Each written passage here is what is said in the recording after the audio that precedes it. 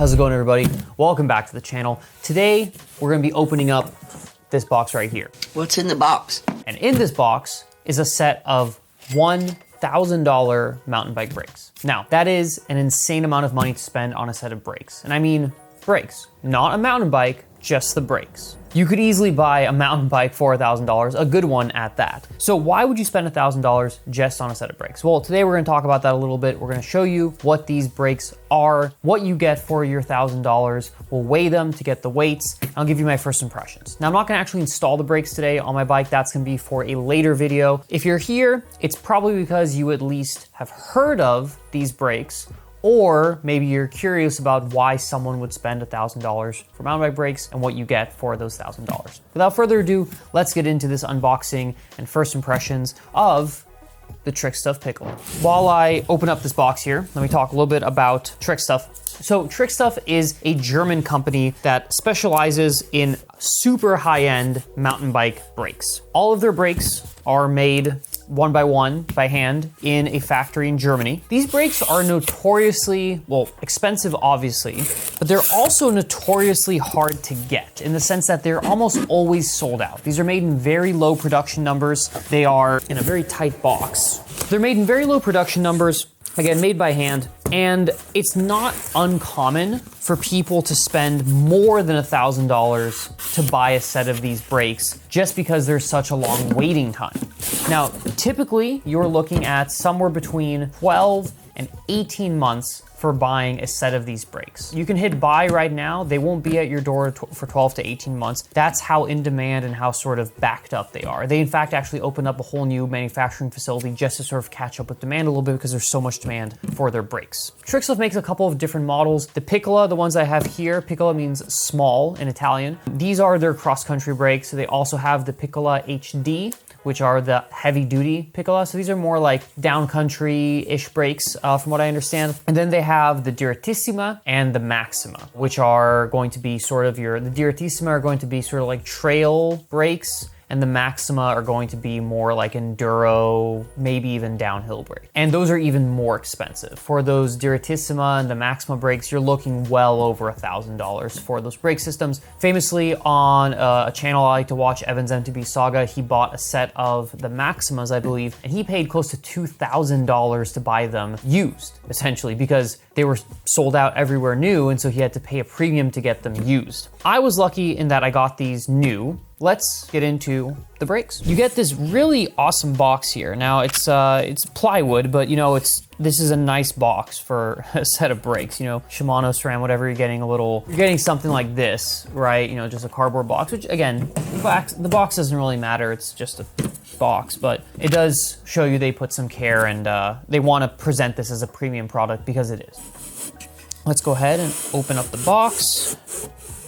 And inside, first what is that? First off, we have a sort of certificate here, which goes over some details of the Piccola Carbons. It's all in German, so I can't really read it, but basically it sort of shows that it has everything that you need. And so it's basically just sort of a checklist for the factory. It has some sort of QR code, which is for the manual right here. And then it has basically the name of the person who actually assembled these brakes. Two different people, it seems like, Montage and End Controller, which I'm guessing Montage means assembly, and then End Controller, I imagine, means quality control. Pretty cool that, and this is all handwritten, right, in pen, so someone actually made this, you know, by hand, went through this, and put this effort into making these specific brakes. So that's part of what you get here. These are not mass manufactured, these are handmade products, right, which is part of the reason why you're paying $1,000 for a set of brakes. If you want stuff made by people who care about the product, if you want stuff made realistically in a country that has a little bit stricter labor laws,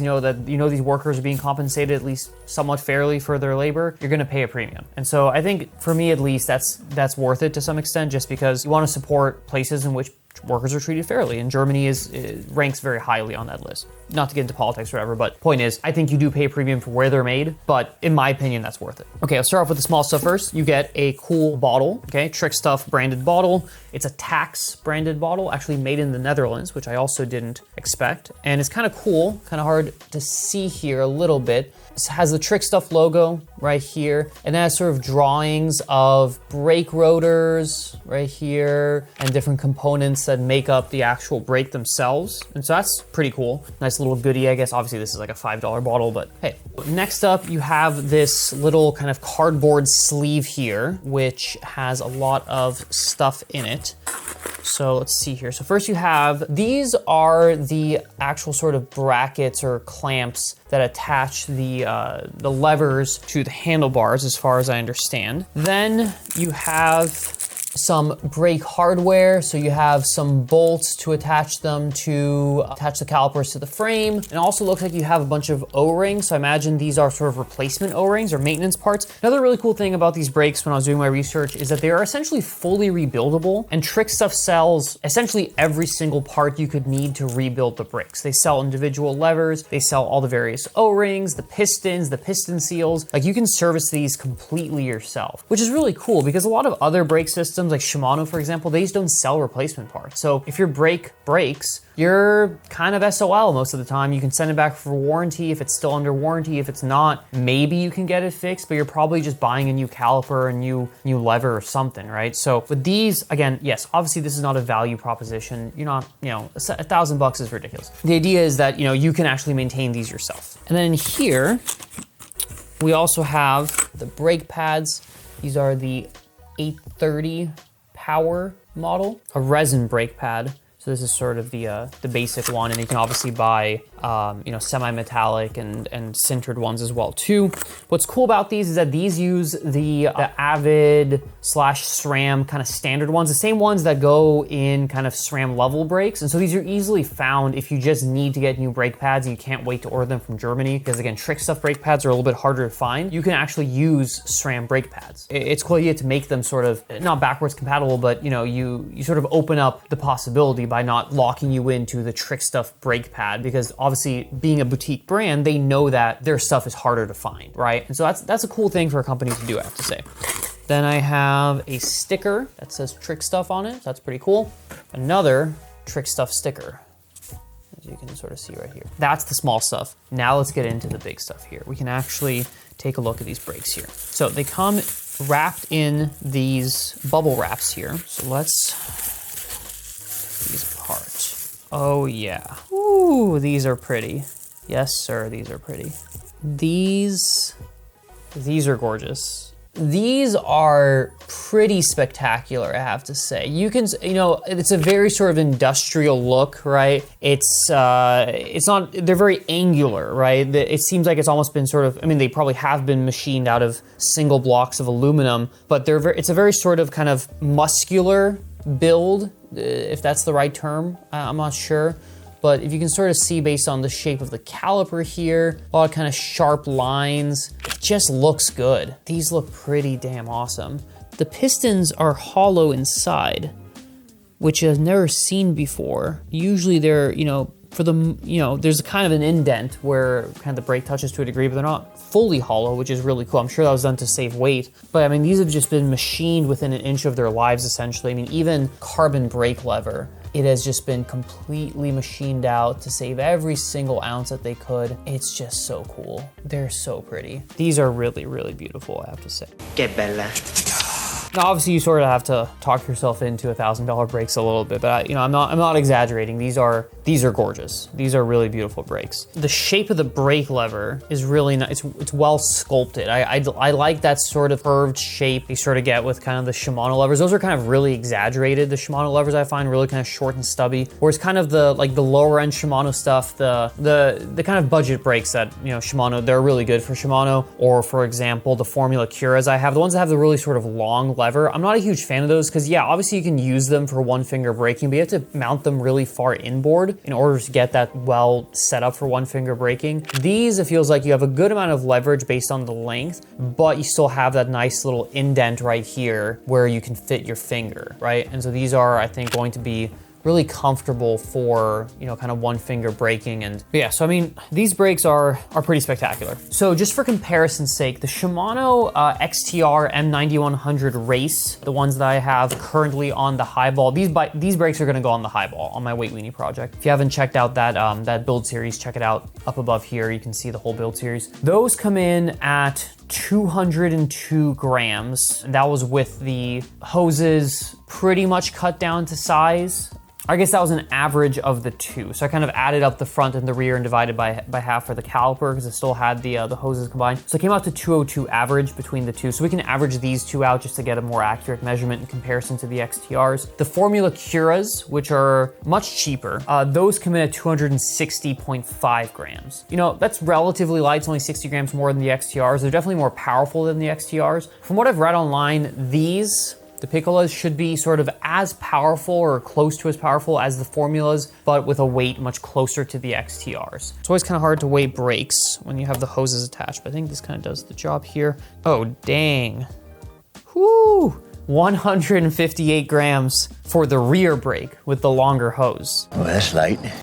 That's really light. And then the rear brake is 142.7 grams. That is stupid light. Wow, yeah, that's impressive. So 150.5 grams on average for the Trickstuff Piccolas. That is really incredibly light. Like I said, for comparison's sake, the Cura, those are 260.5. Those are considered a lightweight brake. And these are 110 grams lighter than those. Now they don't have the pads in them. So that is one thing to keep in mind. The XTRs did come with pads. So actually, in the interest of full transparency, let me weigh the pads in order to get a more accurate measurement here. Okay, so the two pads come out to 9.6 grams, so an extra 10 grams. So we're looking at about 160 grams average if you have the pads installed. So again, that's stupid light, which is, you know, ultimately what you're paying for to a degree, right? You're paying for the craftsmanship, you're paying for the sort of exclusivity of handmade product, but you're also paying for the incredibly low weight and hopefully some pretty good stopping power. All right, now along with the brakes, I also did buy some Trickstuff rotors just to sort of complete the set here.